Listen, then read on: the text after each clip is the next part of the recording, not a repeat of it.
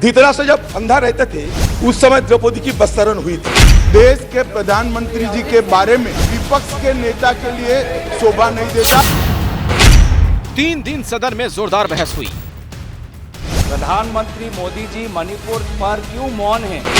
Mission Manipur के आड़ में ये अपनी राजनीतिक रोटियां सेकने के लिए आज यहां उपस्थित हुए हैं। 3 दिन सत्ता पक्ष और विपक्ष के बीच तूफानी बयानबाजी हुई। ये नो कॉन्फिडेंस मोशन की ताकत कितने है कि हमारे प्रधानमंत्री को हम लोग खींच के सदन में लाकर बैठाए। नो कॉन्फिडेंस 2014 में और 2019 में उठाए, वही हालत होगा सर 2024 में। दोनों तरफ से आरोप लगे। संसद में 3 दिन अविश्वास प्रस्ताव पर चली चर्चा में क्या हासिल हुआ? क्या अविश्वास प्रस्ताव लाने का विपक्षी गठबंधन का मकसद पूरा हुआ? क्या अविश्वास प्रस्ताव पर चर्चा के दौरान सत्ता पक्ष ने विपक्ष को आईना दिखा दिया? सदन में अविश्वास प्रस्ताव का भविष्य क्या होगा? ये बात पहले से तय थी। नंबर गेम से सरकार का कुछ नहीं बिगड़ेगा, ये बात विपक्ष भी पहले से जानता था। इसीलिए सवाल पूछे जा रहे हैं कि विपक्ष अविश्वास प्रस्ताव लाया ही क्यों? क्या उसका असली मकसद पूरा हुआ? अविश्वास प्रस्ताव पारित होता है या नहीं होता, अब तो सीधा अंकगणित पे आधारित है। लोकसभा में जिसके पास जितने सदस्य हैं उससे तय होता है, तो वो तो पहले से ही तय है। विपक्ष का मकसद क्या था? मणिपुर पर ध्यान फोकस किया जाए, मणिपुर पर सरकार को कटघरे में खड़ा किया जाए, प्रधानमंत्री को बोलने पर मजबूर किया जाए। अविश्वास प्रस्ताव के जरिए विपक्ष ने मणिपुर हिंसा पर मोदी सरकार को घेरने की तैयारी की थी। विपक्ष ये साबित करना चाहता था कि मणिपुर का मुद्दा सुलझाने में सरकार नाकाम रही। मणिपुर में सरकार की लापरवाही से हालात बिगड़े। पीएम मोदी मणिपुर जैसे अहम मुद्दे पर मौन रहे। मणिपुर पर अविश्वास प्रस्ताव के बहाने विपक्ष ये नैरेटिव बनाने की कोशिश कर रहा था कि सरकार अहम मुद्दों को सुलझाने में नाकाम रही।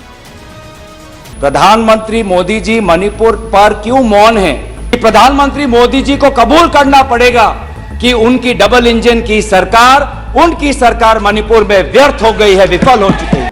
ये नो कॉन्फिडेंस मोशन की ताकत कितने है कि हमारे प्रधानमंत्री को हम लोग खींच के सदन में लाकर बैठाए। यही ताकत होते हैं संसदीय परंपरा की। I don't want to make this about politics, but Honorable Prime Minister, if you're listening, I beg you on behalf of the people of Manipur, change the administration.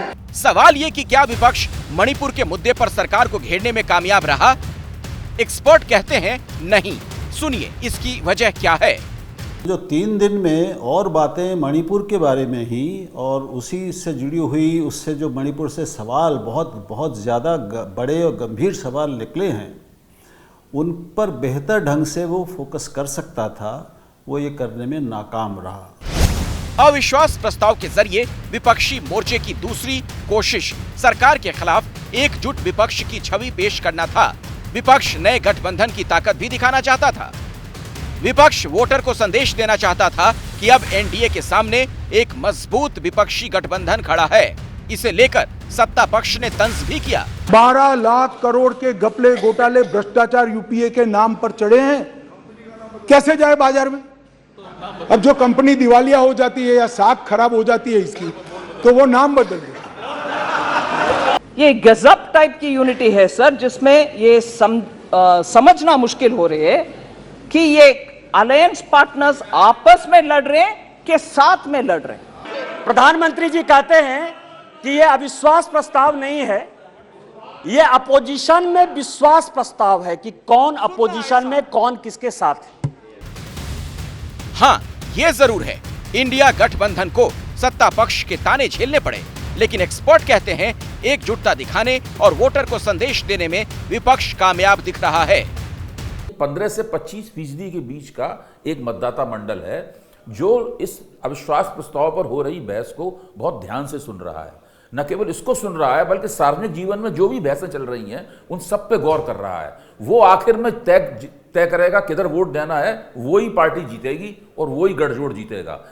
देश में अब कुछ लोग ऐसे हैं जिन्होंने मन बनाया हुआ है कि कुछ भी हो जाए उनको मोदी और बीजेपी का साथ देना है। कुछ भी हो जाए, वो कुछ सुनने को तैयार नहीं है, ना वो सोचने को तैयार है, तो वो तो वहीं रहने वाले हैं। मणिपुर के लोग आकर स्वयं संसद में अगर बोलने लगते तो भी शायद बहुत ज्यादा फर्क नहीं पड़ता।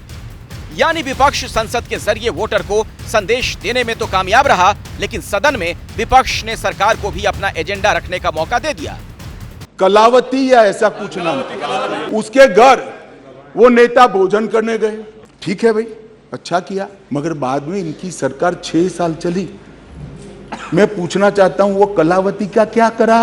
वो कलावती को घर, बिजली, गैस ये सब देने का काम नरेंद्र मोदी ने। यह अविश्वास प्रस्ताव मणिपुर की बात नहीं है। मिशन मणिपुर के आड़ में ये अपनी राजनीतिक रोटियां सेकने के लिए आज यहां उपस्थित हुए हैं। ये वो बादल है जो गरजना चाहते हैं लेकिन बरसते नहीं। संसद में विपक्ष उस वक्त अविश्वास प्रस्ताव लाया जब जमीन पर लोकसभा चुनाव का काउंटडाउन शुरू हो चुका है। ऐसे में विपक्ष संसद में अपनी एकजुटता दिखाने में कामयाब रहा। मणिपुर हिंसा पर विपक्ष संसद में चर्चा कराने में कामयाब रहा। वहीं सत्ता पक्ष ने अविश्वास प्रस्ताव पर चर्चा के बहाने संसद में अपना रिपोर्ट कार्ड पेश कर दिया। सत्ता पक्ष ने अपनी अटैकिंग रणनीति से 2024 का एजेंडा सेट कर लिया है।